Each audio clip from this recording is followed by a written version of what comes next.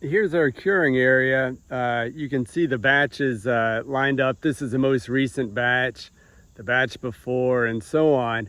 I turn them in that direction as they cure, turning once a week or so.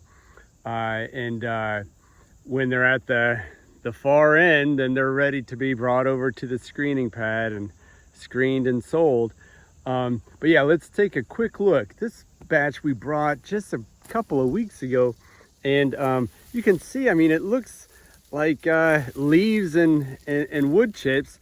Now, the moisture in here is good, and the food scraps are in there. They're just all, I mean, they're not food scraps anymore. But let's take a look at some of the other batches. This batch was brought down about a month ago. You can see some really fine stuff here. Now, what this is actually material from a screened batch. I like to mix some in there. But the batch itself, you can see it's breaking down a little more fines in there, but it's still got several months to go. I like to, and here, let's walk around top of here and see, you can see better here. I like to bring in material from a prior batch just to kind of inoculate it with the kinds of bacteria and fungi that are more prevalent later in the process to help this batch come along as well. All right, here is a batch that's even further along, and digging in here, I hope you can see it on the video. This is what I really like to see. This is, you know, evidence of more and more fungal growth.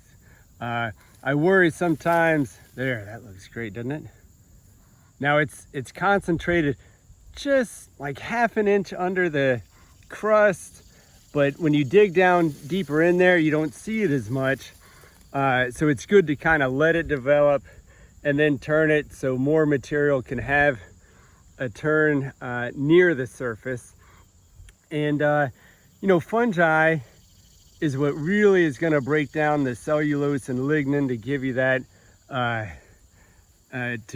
humus that we're going for, and it just operates on a longer time frame than bacteria. So a lot of composters like to turn their material around from start to finish in just, you know, like 2 months or so, and they might have a good product. I just feel like we're missing out if we don't give it more time to develop the fungi, because as we know, a healthy community of fungi in the soil really helps the roots take better advantage of the nutrients and access those nutrients that would otherwise be more difficult for their roots on their own. So anyhow, that's one of the benefits I see to longer curing.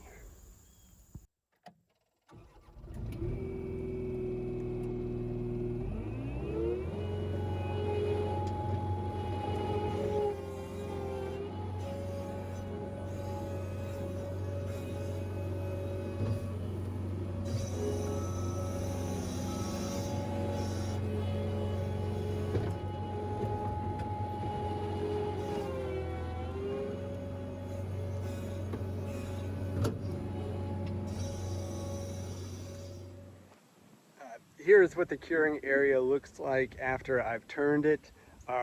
Some of the older batches here, you see I did not turn. They're stacked up, ready to be screened. They're essentially finished. But these needed a little more turning. In between drying material and screening on the screening pad, I'd come over here and with the skid steer, basically just come in along, scoop up, dribble it down, because the purpose of turning it is to aerate it, get it some oxygen, all the material, mix it, give more of the material time to be near the surface so the fungi can work on it more, and to get rid of excess moisture and excess heat.